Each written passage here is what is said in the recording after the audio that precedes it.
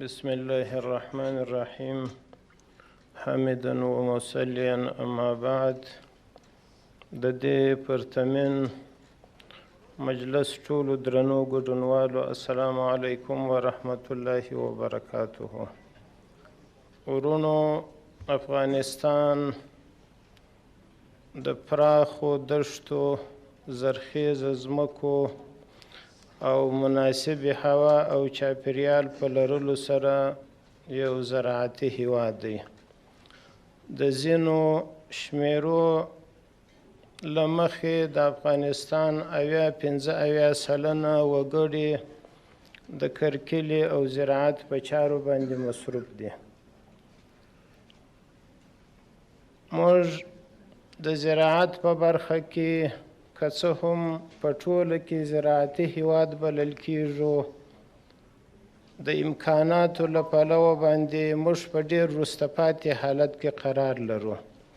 د افغانستان د اوبو لګولو سیستم د سلګونو کلونو زوړ دی. په هغه ابتدایي وسایلو باندې د زراعت چارې په مخ باندې بیول کیږي. همدا ډول موږ که څه هم زموږ هیواد څپانده سیندونه لري، خو بیا هم د اوبو له پلوه زموږ هیواد د ډیرو ستونزو او مشکلاتو سره مخامخ دی.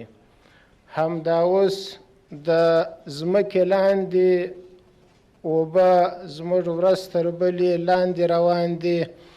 د ځمکې لاندې د اوبو رایستل موږ د ټولنیز انتحار خواته بیایي.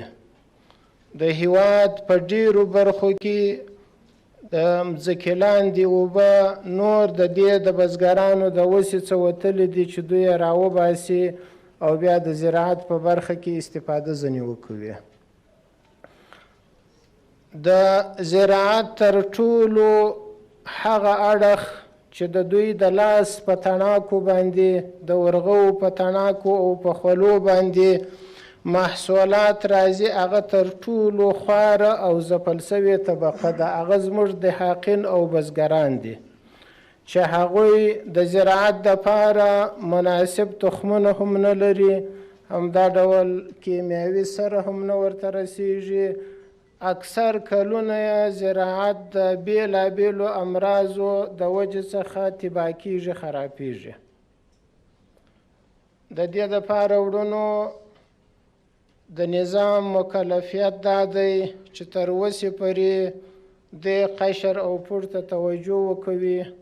همدا ډول سرمایه گذارانو ته، تجارو ته پکار دا ده چې دوی په دې برخه کې سرمایه گذاري وکړي، او دا ډیره سرمایه گذاري هم نه غواړي. یعنې په سیمو کې د بزګرو سره د لاسنیوي دپاره پروګرامونه جوړ کول سي. په نړۍ کې معمول دا دی چې بزګرو ته خلک حکومتونه سبسایډي ورکوي. دوی کولای سي چې بیا خپل زراعت په ښه توګه باندې دوام ورکړي. هغه ستونزې او مشکلات چې زموږ زراعت بزګر یې لري، هغه د مارکیټ نشتون دی.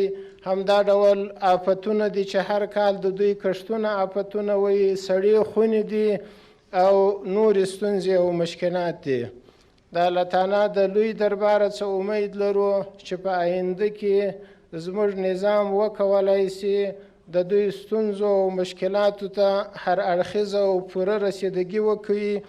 همدا ډول د اوبو په برخه کې، د زراعت په برخه کې کوشش او هڅه دا وسي چې زراعت میکانیزه سي، زموږ محصولات د هیواد په نامه باندې نورو بهرنیو هیوادونو ته صادر سي. نور مو نه غواړو چې وخت ونیسو. الله تعالی دې بیا هم زموږ نظام ته دا توفیق ورکړي چې د خپلو بزګرانو چې هغه په اصطلاح ځپل سوې و خواره طبقه ده، د هغو په ښه توګه باندې لاسنیوی وکوي. ومن الله توفیق.